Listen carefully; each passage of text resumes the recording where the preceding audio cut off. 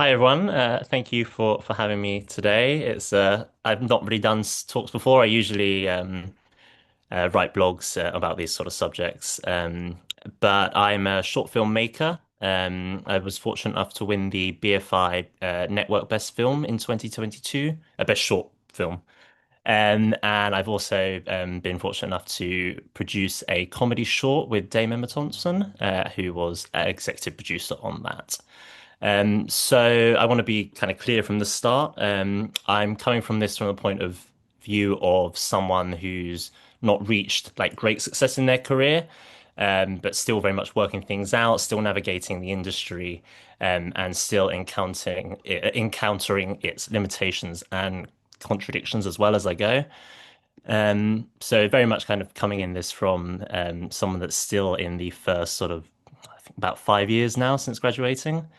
And yeah, working out as I go along. But I feel it's important to hear and have discussions from people of all different parts of the industry. A lot of the time, most conversations about film careers are kind of from the position of people who already have made it, with the kind of the hindsight of that and the access that they've already gained.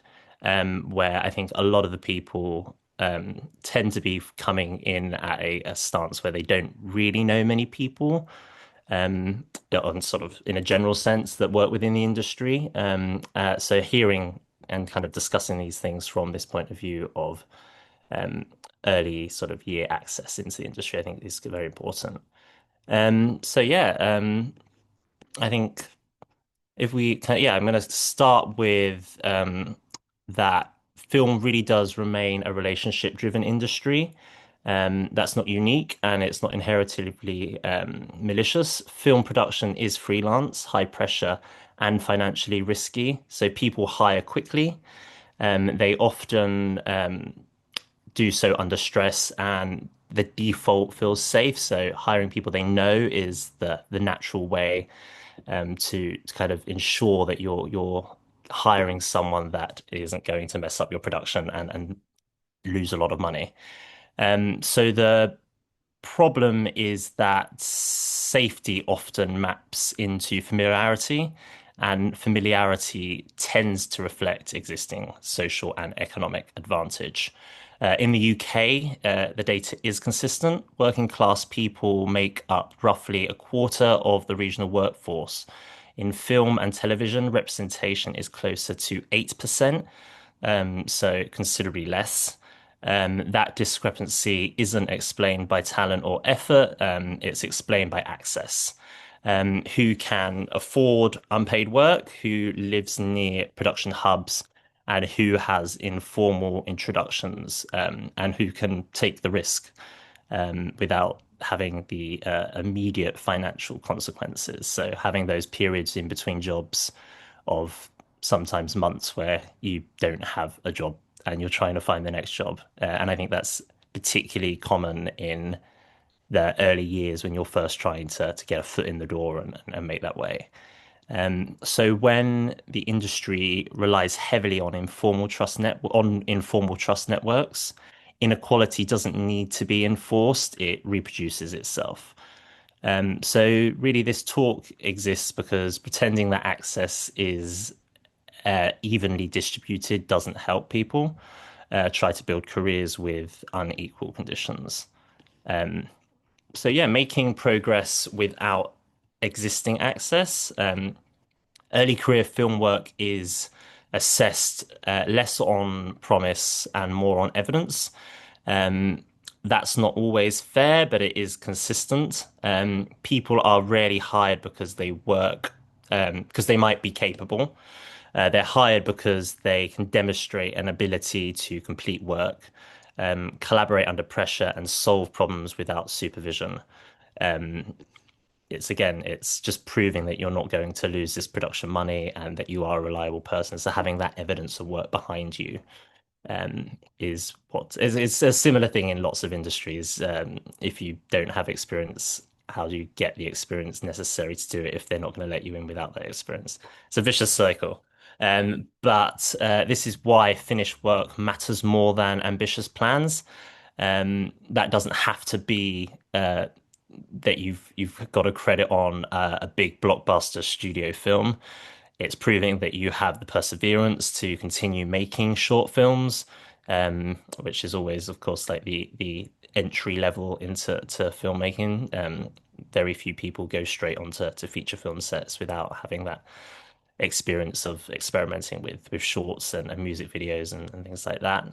So yeah, that can look like short films, small documentaries, limited projects, and these can work not as calling cards but as proof of follow through.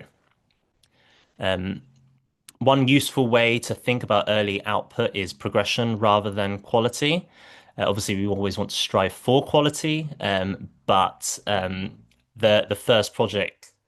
So if you see it as each project teaches you something. So the first project can teach you how to finish something, and this is, of course, maybe if you're coming in from it from a very new stance. I'm sure some of you have kind of done more than your fair share of short films, but if you're seeing it from the complete beginning stance, the first project can teach you how to finish something. The second teaches you how to work with others, so that collaboration, which is so key within film and creative industries in general. And then the third can teach you how to take responsibility, how to take that leadership, which is particularly important if you're looking to more of a producing, directing, or like head of department role, which can come later in careers. But having that experience and learning curves are so important. Each stage reduces perceived risk for the next person who considers working with you. So, good. Again, the more experience you have, the less risk that is perceived from the higher. Um, the reduction of risk is often more important than originality. Um, Obviously, you want to be original with your work and as creative as possible. But in terms of actually getting employed, um, ideally, you can do both. But it's that sort of reduction of risk which is so important, especially when budgets are tight or even when they're not tight. It's all about sort of limiting the loss of money. And then there's the importance of relationships over just networking. So networking implies exchange, that you're going to give me something and I'll give you something, where relationships imply more continuity. In practice, people hire those they trust to behave predictably under pressure. That trust is built through shared experience rather than introductions. Um, and most sustainable careers aren't built through large contact lists. They're built through a small number of repeated collaborations. So it's building that trust up. And of course, networking is so important. But instead of just scattergunning and trying to get to know as many people as possible and spending a little here and a little there, I think it's much more beneficial to think about what areas you're not as strong in and the roles within a crew that you would like to eventually fill. So if you're building up your film crew, in theory, um, for instance, I have done producing on multiple projects, but it's not what I enjoy, and it's not my strongest area. I prefer writing and directing. So you go out to a networking event and eventually try and find, and that might take a year, it might take 6 months, 2 months, and find someone who you work well with, and is usually at the same sort of level as you, ideally slightly more advanced, but someone that's already won BAFTAs and that isn't going to be that interested in producing a film necessarily that I have written. But so yeah, finding people that are on the same sort of similar level to you. Um, so that question shapes far more hiring decisions than um, what is usually acknowledged. And the question being, is that person talented, but not is that person talented, but would I want to work with them again? If things go wrong. So it's that, will I want to work with them again? That's the most important thing, and proving that to that network around you. Um, and then momentum as a more useful metric than status. Titles, credits, and visible markers of success arrive late. and unevenly. So momentum arrives earlier. That's something you can control, that momentum. That's how am I going to deliver? How regularly am I going to deliver? Momentum looks like skills gradually improving, outputs becoming more regular, and work leading to further work. This often is invisible, but internally it is measurable. Um, Tracking momentum rather than comparing status. So this helps maintain perspective in an industry where outcomes are delayed and feedback is inconsistent. Um, so it's again, yeah, kind of making sure that that momentum is going, and you're building up that trust. I think it all comes back to trust. People who people who last are often the most confident, or are often, sorry, people who last are often not the most confident, but they're the most recognized early on. But the ones whose trajectory continues moving even and slowly. So I bumbled that sentence, sorry. But in terms of, yeah, the people that are most confident and most loud at the very beginning might be noticed and recognized early on, but will they be consistent and um, have their career growing? And it's that sort of even momentum, just chipping away at the block until you've got that little diamond, and that's your career that you've built up. I hope that made sense. Film productions operate as temporary organizations, so teams assemble quickly, work intensely, and disperse. There is limited time to assess people formally, so informal trust substitutes for process. I think this is why so often film productions will just always hire on word of mouth. So your head of department may have worked with this team that you're a part of, and they say, right, I've got this job. I don't have time to vet and hire everyone from scratch each production. And to be honest, why would they? So we're going to go with that trusted team, or if there's a role they need to fill, someone that is in that team, someone they know might be able to come in. So it's again the word of mouth. So it makes sense in terms of ease for them, but it does exclude people. So from a production standpoint, it does make sense. But from an access standpoint, it does create problems. When trust networks overlap with class, geography, and family background opportunity clusters, London dominates, of course. And even though there's initiatives out there to diversify where films are produced and where studios are built, still the cluster of studios are around London, and it is very London centric. Um, but again, you can kind of see why if it's the capital and ease, but it does create little hurdles for people that might not be either close to London, or even worse, if you're not close to London, you can't afford to come close to London. So breaking into these networks without proximity or prior connection requires alternative forms of validation, often through visible work, third-party schemes, or repeated grassroots collaboration. This doesn't eliminate inequality, but it can partially counterbalance it. And I think that's where the internet can come in to such use, because you can share your short films online, you can share them on social media, and you can be experimental with how you market yourself and your films. And I think that's something that's potentially underlooked, to try and get the word of your films out there in terms of turning your short film into reels or snippets to tease it, and really thinking a bit like a marketer, which is again having to kind of wear all the different hats that is so regular when you're just starting out and you're trying to get your foot in the door. But then there's of course schemes, and charities. Um, there's a couple that I know, which I'll speak about most because I know the most about them. There's Screen Skills. Now, Screen Skills operates as more of an industry infrastructure rather than a patronage.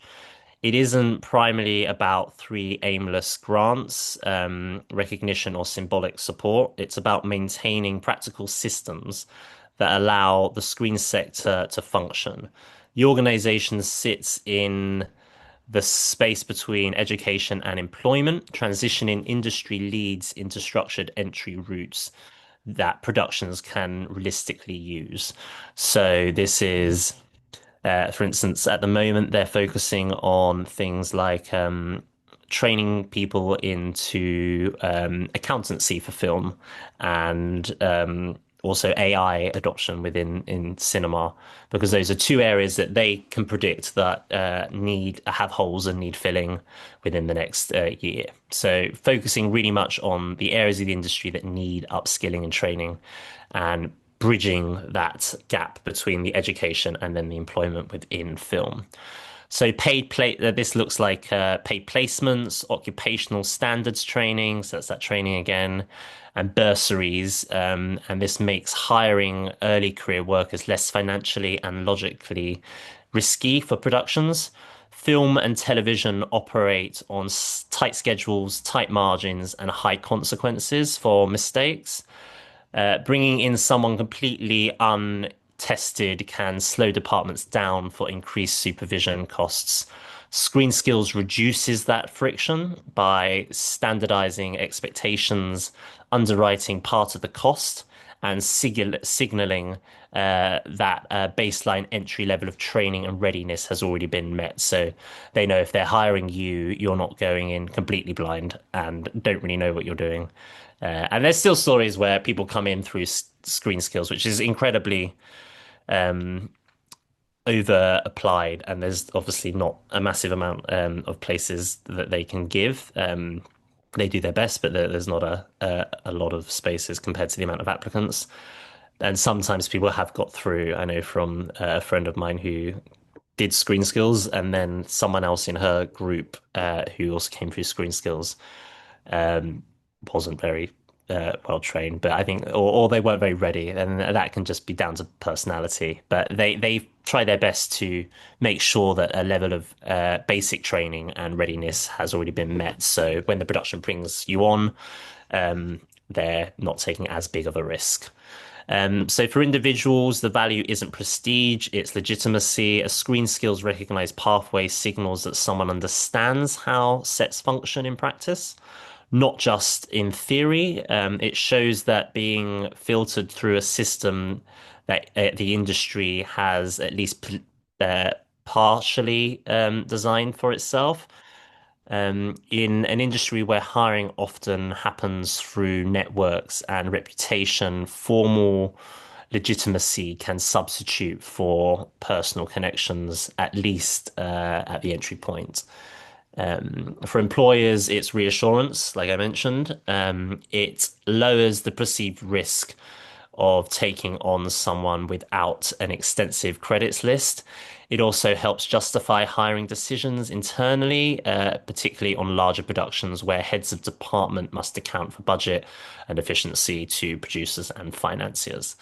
That combination matters, and that matters because the screen industries are often freelance network driven and risk aware by nature. So mechanisms that reduce uncertainty on both sides for new entrants trying to access work and for employers trying to protect production schedules becomes structural and not operational. Screen Skills functions less like a grant giving body and more like a piece of shared infrastructure that keeps talent pipelines usable in real world productions and conditions.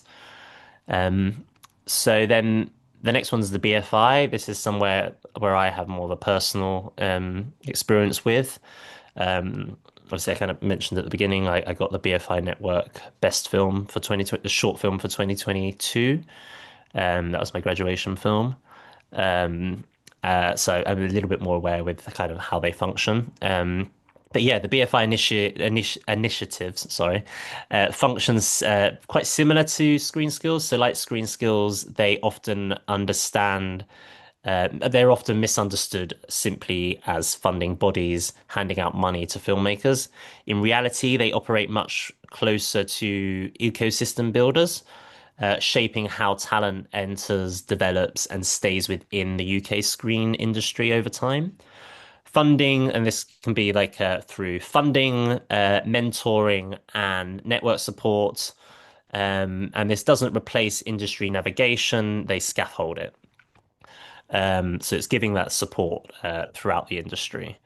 They don't remove the need to rebuild to build relationships, understand set culture, or learn new commissioning, how commissioning really works.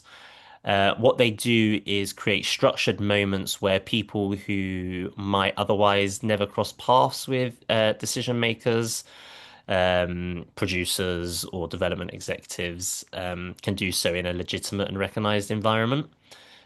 So that can look like networking events just for that.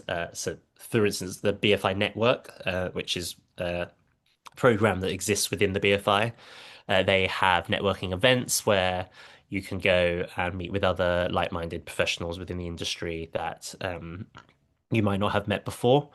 Um, and they often try to target people from lower income backgrounds and outside of London, just to try and diversify the pool of talent. But yes, so they provide structure where informal systems dominate. So in an informal industry, they add a bit more structure. The film is still heavily and film is still heavily informal, as I mentioned. Jobs are rarely advertised. Crews are often built through recommendation chains. Development opportunities are frequently shared privately without intervention. Those informal systems tend to recycle the same social groups, not necessarily because of deliberate exclusion, but because of speed, trust, and familiarity. Um, BFI schemes effectively interrupt that loop. They create points where selection is based more on work, potential, and voice than proximity to existing networks. That doesn't eliminate bias or structural inequality, but it introduces a bit of friction against it. And this matters, and friction matters in a system like this where it's so easy to fall into the status quo. Because even if a small percentage of opportunities are distributed through structured access routes rather than purely relationship-based ones, over time, you start to see different kinds of filmmakers entering the pipeline, and having different voices is vital.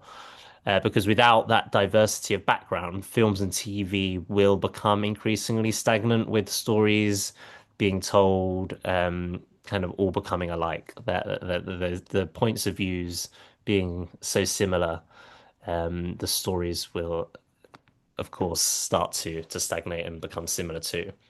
And just be less authentic if they are trying to tell a story that the writer hasn't had firsthand accounts of or experience with. So increased representation of working class creatives within funded projects suggests that when access mechanisms are formalized, outcomes change, not instantly and not evenly across all areas of the industry, but sorry, but noticeably, I can't say that word. You know the word I mean. Noticeably enough to track over time. When application processes are transparent, when eligibility criteria are clear, and when uh, assessment is done through panels rather than purely through informal recommendation, the pool automatically widens. Not radically, because structural change in creative industries is slow, and funding alone cannot solve housing costs, freelance instability, or long-term retention. But measurably, you see incremental shifts in who gets early development money, who gets mentored, and who gets introduced to commissioning rooms. And those early career moments do compound. And I think kind of we're already seeing through some of the things the BFI are doing that their films in particular, their funding are showing a wider wider points of views, wider backgrounds, wider stories, which I think makes for much more interesting cinema and TV, well, cinema with the BFI. Um, but another important part of the BFI support is that it often operates across multiple stages of a career rather than just at entry level. Development funds lead to production funding. Production funding can lead to festival exposure, and festival exposure can lead to sales agents, distributors, or broadcasts taking interest. That continuity is important because access without progression doesn't actually change the shape of an industry. It just changes who gets to try it briefly. And obviously, that's more towards features and shorts. So this is kind of they do have a short film fund as well, but a lot of that is a little bit more towards the feature side of things. But there's also a signaling effect. BFI backing functions as a form of industry shorthand. It tells producers, commissioners, and collaborators that a project or filmmaker has passed through a level of scrutiny aligned with national industry standards in a freelance sector built on trust signals that carries weight. It doesn't guarantee work, but it operates but it opens conversations that might otherwise never happen. And then at a broader level, BFI initiatives also shape industry behavior indirectly. When funding criteria includes diversity standards, fair pay requirements, or training expectations, productions adjust their practices to remain eligible. So over time, that shifts norms, not through enforcement alone, but through incentive. Um, so the long-term value of the BFI intervention isn't just about individual filmmakers getting projects made. It's about stabilizing parts of the talent pipeline that would otherwise be which would otherwise be almost entirely dependent on social capital. It creates points where industry has to stop and look outside its usual circles, even only briefly, if only briefly. Um, and when you look historically at how creative industries change, it's rarely through sudden transformation. It's through repeated small structural corrections applied consistently over time. I think that applies to change across most industries and in sort of the wider world. That small little tactical changes can create the bigger change. So when people ask whether funding schemes fix inequality, I think that's the wrong question. They don't fix it, but they do something arguably more realistic. They create measurable counter pressure against systems that would otherwise become more closed over time. And in an industry where access is often determined by proximity, even small structural openings can change the trajectory of who ends up staying long enough to build a career. And then there's one that I don't really know a massive amount about, but I thought I'd put it in anyway, which is the Film and TV Charity and also Arts Emergency.